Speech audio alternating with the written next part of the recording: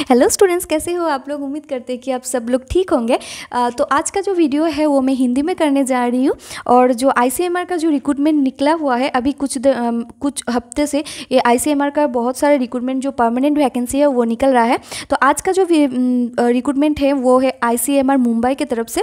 तो इस रिक्रूटमेंट के बारे में सारा सब कुछ मैं बताऊँगी इस वीडियो में, तो वीडियो पूरा देखना। और अगर नए हो तो हमारे चैनल को सब्सक्राइब करके बगल में जो बेल नोटिफिकेशन है उसको दबा देना। तो पहली बार हिंदी में बनाने जा रही हूँ, तो हिंदी में मैं उतना फ्लुएंट नहीं हूँ, तो बार बार मैं अटक जा रही हूँ। तो आप सब लोग ये सब कमियाँ जो है उसको भुला करके जो वीडियो है उसके तरफ ध्यान दे। तो जो आईसीएमआर का रिक्रूटमेंट है वो परमानेंट बेस्ड है, तो रेगुलर बेसिस का है, जो रेगुलर बेसिस का है। इसका मतलब है परमानेंट पोस्टिंग, कॉन्ट्रेक्चुअल नहीं है। तो यहाँ पर देखो कुछ जो ऐसे इंपॉर्टेंट जो नोटिफिकेशन है वो दे रखा है यहाँ पर। तो जो आईसीएमआर का जो एप्लीकेशन जो होगा तो ये ऑनलाइन बेस्ड होगा। आईसीएमआर कोलकाता का जो है वो ऑफलाइन बेस्ड है, और अदर्स स्टेट का जो भी निकला हुआ है कुछ ऑनलाइन और कुछ ऑफलाइन का है। तो इसका जो मुंबई का जो है तो ये ऑनलाइन रजिस्ट्रेशन होगा। यहाँ पर मेंशन किया हुआ है कि ऑनलाइन रजिस्ट्रेशन फिलअप होगा। और इसका जो पोर्टल दिया है, यहाँ पर इसका पोर्टल दिया है, वेबसाइट लिंक यहाँ पर मिल जाएगा आपको www.icmr.nic.in। इसके थ्रू भी आप जा सकते हैं, और अदर्स बहुत सारे ऐसे वेबसाइट दिया हुआ है यहाँ पर, तो उसके थ्रू भी आप जाकर ऑनलाइन एप्लीकेशन कर सकते हैं। ठीक है, तो ये जो पीडीएफ है ये आपको मिल जाएगा, मेरा जो टेलीग्राम चैनल है वहाँ पर अवेलेबल हो जाएगा। तो कल मैं ये पीडीएफ टेलीग्राम चैनल पे दे दूंगी। तो अगर आप लोग अभी भी टेलीग्राम चैनल में ज्वाइन नहीं हुए हैं तो प्लीज़ जाकर ज्वाइन हो जाइए। मैं इस वीडियो के डिस्क्रिप्शन बॉक्स में टेलीग्राम चैनल का लिंक और फेसबुक पेज का जो लिंक है वो डाल दूंगी। तो अगर मुझे फेसबुक पर आप फॉलो करना चाहते हैं तो वहाँ पर जाकर हमें फॉलो भी कर सकते हैं, और टेलीग्राम पर ज्वाइन हो जाएगा।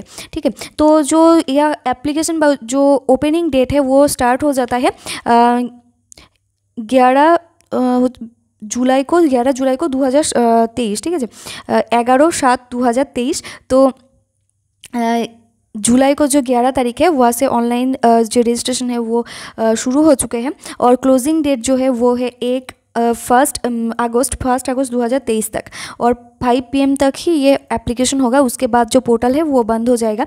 इसलिए आप लोगों के पास अभी भी थोड़ा सा टाइम है। आज है 16 जुलाई, तो अभी भी 15 दिन तकरीबन टाइम है। तो आप लोग ऑनलाइन एप्लीकेशन करके जो भी अदर्स जो रिलेटेड डॉक्यूमेंट्स है वो सब कुछ जुगाड़ करके ये ऑनलाइन एप्लीकेशन कर दीजिए। और यहाँ पर और भी एक इम्पॉर्टेंट नोटिफिकेशन ये लोग पब्लिश किए हैं, जो है शेड्यूल फॉर सीबीटी एग्ज़ाम। तो इसके थ्रू हम जान सकते हैं कि जो रिटन एग्ज़ाम होगा वो सीबीटी बेस्ड होगा। ठीक है, कंप्यूटर बेस्ड टेस्ट होगा। तो कंप्यूटर बेस्ड टेस्ट का जो शेड्यूल है वो यहाँ पर दिया है 20 तारीख को, अगस्त के 20 तारीख को वो सीबीटी टेस्ट लेंगे। ठीक है, तो इसके बाद जो एसेंशियल क्राइटेरिया और जो पे स्केल है वो भी देख लेते हैं। यहाँ पर टेक्निकल असिस्टेंट 1 ये पोस्ट कोड है। तो होच्छे इसका जो पे लेवल है वो है 6, एंड जो पे स्केल है वो है 35,400 टू होच्छे 1,12,000। ठीक है, तो ये जो पे स्केल है यहाँ पर सैलरी भी बहुत अच्छा खासा मिलेगा। और यहाँ पर जो आपका वैकेंसी है वो अनरिजर्व के लिए 1 है। ठीक है, और सेकेंड नंबर पर जो है टेक्नीशियन 1 जो है उसका पे लेवल थोड़ा सा कम है, पे लेवल 2 के अंडर ये आते हैं। और इसका जो पे स्केल है वो है 19,900 से 63,200 तक। ठीक है, और इसका जो रिजर्वेशन का जो कोटा है वो ओबीसी के लिए 1 और अनरिजर्व के लिए 1 है। तो अदर्स जो नोटिफिकेशन है वो थोड़ा सा मैं क्लियर कर देती हूँ। एसेंशियल क्राइटेरिया क्या है ये हमें भी देखना पड़ेगा।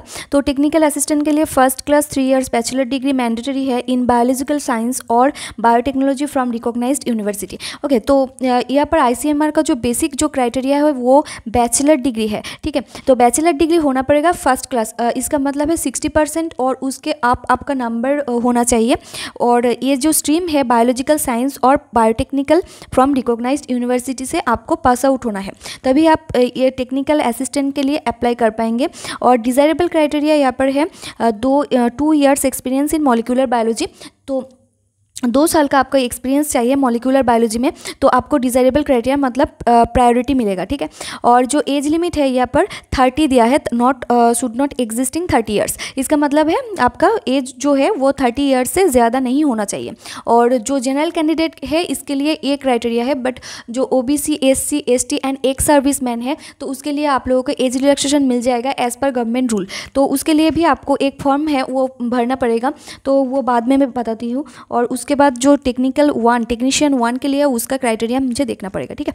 तो वो है 12 पास और intermediate pass from science subject with 55% marks from a government recognised board and at least 1 year diploma in medical laboratory technology from recognised institute.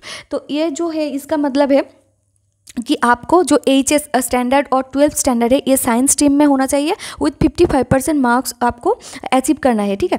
तो 55% मार्क्स रहना आपका ज़रूरी है, और उसके साथ साइंस स्ट्रीम भी आपका होना चाहिए 12th स्टैंडर्ड का। और उसके बाद at least 1 year diploma in laboratory technology, मतलब कि जो डिप्लोमा कोर्स है DMLT है वो आपको होना चाहिए from any government recognised institute. तो इसका मतलब है आपका 12 पास होना चाहिए with science stream and 55% marks plus आपको DMLT भी होना चाहिए फ्रॉम रिकॉग्नाइज्ड यूनिवर्सिटी। तो ये जो क्राइटेरिया ये आपको फुलफिल करना पड़ेगा, तभी आपको जो टेक्नीशियन 1 जो कैटेगरी है वो आपको उसमें आप एप्लीकेबल होंगे। और इसके भी जो डिज़ायरेबल क्राइटेरिया ये भी देख लेंगे।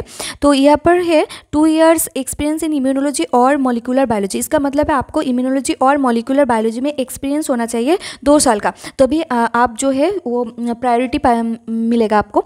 और जो एज दिया है यहाँ पर थोड़ा सा एज लिमिट कम कर दिया है, यहाँ पर 28 years should not existing 28 years. इसका मतलब है आपका जो एज है वो 28 ईयर्स के माने बाद भी आप अप्लाई नहीं कर पाएंगे। 28 ईयर्स आपको होना चाहिए, उसके बाद आप अप्लाई नहीं कर पाएंगे अगर जनरल कैंडिडेट है तो। और अगर SC ST OBC होगा तो आपको एज रिलैक्सेशन में थोड़ा सा छूट मिलेगा, ओके।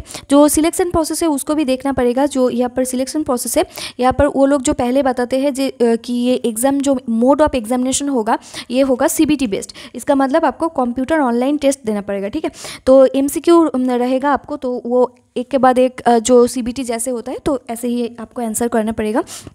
और उसके लिए जो एडमिट कार्ड है वो आपको प्रोवाइड किया जाएंगे, और एडमिट कार्ड में आपको जो सेंटर है एग्जामिनेशन सेंटर वो मेंशन रहेगा, उसके मुताबिक आपको वहाँ पर प्रेजेंट रहना पड़ेगा, ठीक है। तो ये है। और उसके बाद CBT टेस्ट के बाद वो एक शॉर्ट लिस्टेड मेरिट लिस्ट का जो एक लिस्ट होता है शॉर्ट लिस्टेड कैंडिडेट का, वो निकालेंगे। उसके बाद अगर वो लोग चाहते हैं कि इंटरव्यू लेंगे तो इंटरव्यू लेंगे, या फिर मार्क्स के बेसिस मतलब उसके बाद का कुछ यहाँ पर मेंशन नहीं है। मे बी इंटरव्यू हो सकता है, क्योंकि सेंट्रल गवर्नमेंट में ऐसा होना मतलब बहुत ही स्ट्रॉन्ग प्रोसेसिंग सिलेक्शन प्रोसेस होता है। तो CBT के बाद जो मेरिट लिस्ट होगा उसके बाद उसके अकॉर्डिंग वो इंटरव्यू या फिर जो भी लेंगे उसके बाद आपको सिलेक्टेड कर दिया जाएगा, ओके। तो इसके बाद जो एज रिलैक्सेशन है जो मैं पहले बता दिया था, तो वही यहाँ पर है SC ST OBC का जो है, तो age relaxation as per government rules आपको मिल जाएगा, ठीक है। और यहाँ पर एप्लीकेशन फ़ीस दिया है, ये खूब बहुत ही इंपॉर्टेंट है, ये देख लीजिए। पर्सन्स विथ बेन मार्च मतलब कि जो फिजिकल हैंडीकैप है उसके लिए SC ST एंड वोमेन जो कैटेगरी है उसको कोई फीस नहीं भरना पड़ेगा। और जो जनरल कैंडिडेट है विदाउट डिसेबिलिटी उसको 300 रुपये का जो एप्लीकेशन फ़ीस है वो भरना पड़ेगा। यहाँ पर और भी कुछ दिया हुआ है। पेमेंट मेथड यहाँ पर ऑनलाइन है, एप्लीकेशन पोर्टल के थ्रू जो आपको डेबिट कार्ड क्रेडिट कार्ड या फिर नेट बैंकिंग के थ्रू आप लोगों को वो जो 300 रुपये है वो पेमेंट करना पड़ेगा। जो जब आप ऑनलाइन एप्लीकेशन करने जाएंगे तो वहाँ पर ही पोर्टल में आपको ऑप्शन मिल जाएगा, ठीक है। तो यहाँ पर और भी कुछ प्रोसीड्योर्स है, how to apply procedure of application यहाँ पर दिया हुआ है। ये लोग आप मतलब इस पॉइंट को जो 9 नंबर को जो पॉइंट है हाउ टू अप्लाई, तो ये लोग आप जूम करके अच्छे से देख लेंगे। और जो मैं PDF वहाँ पर प्रोवाइड कर दूँ मतलब टेलीग्राम चैनल पर जो मिल जाएगा तब आप देख लेंगे ये कहाँ से कैसा करना पड़ेगा। तो यहाँ पर सारा जो प्रोसीड्योर है वो यहाँ पर अवेलेबल है, कैसे आपको पोर्टल पे जाकर आपको रजिस्ट्रेशन करना पड़ेगा। उसके बाद एक के बाद एक जो स्टेप है वो आपको फॉलो करना पड़ेगा। ये टोटल यहाँ पर दिया हुआ है, ठीक है। तो ये एक बार आप लोग देख लेंगे। तो और यहाँ पर बताने के लिए कुछ नहीं है ज़्यादा कुछ, ठीक है। और यहाँ पर जो सिलेबस है, तो कुछ लोग हमें कमेंट कर रहे थे दीदी ICMR का जो सिलेबस एंड एग्ज़ाम पैटर्न है उसके रिगार्डिंग कोई वीडियो बनाइए, यहाँ पर बता दीजिए। तो यहाँ पर देखो कुछ कुछ ICMR का जो रिक्रूटमेंट है वहाँ पर मेंशन है कि सिलेबस ऐसा होगा कि ऐसा होगा, बट सभी जगह ये मेंशन नहीं है। बट ओवरऑल अगर हम बात करें तो यहाँ पर जो CBT पर रिटन टेस्ट होगा उसके लिए आपको ये सिलेबस फॉलो करना पड़ेगा। क्या है इस सिलेबस में, ये थोड़ा सा देख लेते हैं। तो टेक्नीशियन असिस्टेंट का जो है वहाँ पर आपको English language section A, section 1, section 2, section 3 and section 4, तो ऐसे डिवाइड होंगे। जो आपका क्वेश्चन पेपर होगा तो ऐसे डिवाइड होंगे। तो सेक्शन 1 में आपका रहेगा इंग्लिश लैंग्वेज, ठीक है। तो उसके लिए आपका मार्क्स रहेगा 10, तो 10 मार्क्स का CBT होगा। एंड देन सेक्शन 2 में यहाँ पर जनरल नॉलेज और अवेयरनेस समथिंग ऐसा करंट अफेयर्स, तो ऐसा मिलेगा आपको। यहाँ पर भी 10 मार्क्स आपको मिलते हैं और मतलब 10 मार्क्स का क्वेश्चन होगा। तो इसके बाद है सेक्शन 3 जहाँ पर आपको क्वांटिटेटिव एप्टीट्यूड मिलता है, तो ये भी आपको 10 मार्क्स में ही मिलेगा। और सेक्शन 4 जहाँ पर है, तो यहाँ पर आपका जो निजी जो सब्जेक्ट होगा, मतलब कि आप बायोटेक्नोलॉजी में अगर बैचलर करते हैं, यहाँ पर मॉलिक्यूलर बायोलॉजी में करते हैं, यहाँ पर DMLT है, BMLT है, तो आपका जो सब्जेक्ट बेस्ड है, जो ग्रेजुएशन लेवल पे आपने जिस सब्जेक्ट पे जैसा पढ़ा था, तो उसके रिगार्डिंग ही जो क्वेश्चन है उसका आपको आंसर करना पड़ेगा, ठीक है। तो यहाँ पर 70 मार्क्स मिलते हैं। तो ये बहुत ही अच्छा बात है कि आपको अपना जो निजी सब्जेक्ट है उसमें ज़्यादातर मार्क्स मिलते हैं। तो ज़्यादातर यहाँ पर 70 मार्क्स, यहाँ पर मार्क्स का जो क्वेश्चन है 70, और बाकी जो 3 पार्ट है उस पर 30 मार्क्स मिलते हैं। 10-10 करके ऐसे डिवाइड किया, तो कुल मिलाकर आपका 100 मार्क्स का जो है टोटल आपका क्वेश्चन पेपर होगा, ठीक है। और ड्यूरेशन यहाँ पर मिलेगा आपको 120 मिनट, इसका मतलब है 2 घंटा, ठीक है, 2 घंटा। तो 2 घंटा आपको मिलेगा। And 1 marks shall be awarded for each other correct answer and negative marking के लिए आपको 0.25 जो है वो रॉन्ग आंसर के लिए आपको काट दिया जाएगा। इसका मतलब अगर आप 4 आंसर अगर आपका रॉन्ग होता है तो 1 मार्क आपका घट जाएगा, ओके। तो बहुत ही सावधानी से आप जो आंसर पेपर है उसका आंसर करना। आप आते हैं टेक्नीशियन 1 का। यहाँ पर भी 4 सेक्शन है, section 1, section 2, section 3 and section 4। तो जो यहाँ पर भी जो है सेक्शन 1 में आपका इंग्लिश लैंग्वेज रहेगा जिसके अंदर 10 मार्क्स रहेंगे। और सेक्शन 2 जो है यहाँ पर भी general knowledge, awareness, current affairs ऐसा रहेगा, इसके लिए 10 मार्क्स रहेगा आपका। और जो एप्टीट्यूड है उसके लिए 10 मार्क्स। और आपका जो निजी जो सब्जेक्ट है जिसमें आप बैचलर किए हो या पर डिप्लोमा किए हैं, तो ऐसे ही basic biology, molecular biology, immunology और DMLT का जो सब्जेक्ट आपने पढ़ा है कॉलेज में, तो उसके रिगार्डिंग ही उससे ही आपका जो क्वेश्चन है वो आएगा 70 मार्क्स का। तो टोटल कुल मिलाकर 100 मार्क्स का यहाँ पर आपको क्वेश्चन पेपर में क्वेश्चन नंबर मिलेगा। और उसके लिए 2 घंटा आपका टाइम दिया जाएगा और नेगेटिव मार्किंग लिए 0.25 करके आपका नंबर घटेगा, ठीक है। तो ये है आपका जो सिलेबस और एग्ज़ाम पैटर्न हमने थोड़ा सा यहाँ पर डिस्क्राइब कर दिया है। और यहाँ पर जो नोट मिलते हैं, यहाँ पर देखो कुछ ऐसा मेंशन किया है, the centre of examination will be in Mumbai only, ठीक है। तो ये थोड़ा सा प्रॉब्लम का बात है कि आपको CBT भी देना पड़ेगा, तो आपको मुंबई जाना पड़ेगा। तो ये थोड़ा सा प्रॉब्लमेटिक है, क्योंकि अगर मुंबई से बाहर जो स्टेट है तो वहाँ का कैंडिडेट अगर उसके लिए जो स्टेट का जो सेंटर, एग्जामिनेशन सेंटर होता, तो ये थोड़ा सा आसान नहीं होती। बट यहाँ पर मुंबई जाकर ही आपको जो एग्जामिनेशन देना पड़ेगा, तो ये थोड़ा सा माइनस पॉइंट है इस रिक्रूटमेंट का। और candidate must bring print out admit card of examination hall. तो 20 तारीख को आपको एग्जामिनेशन होगा, जो 20 अगस्त को आपका CBT टेस्ट होगा, तो पहले से ये वो अनाउंस्ड है।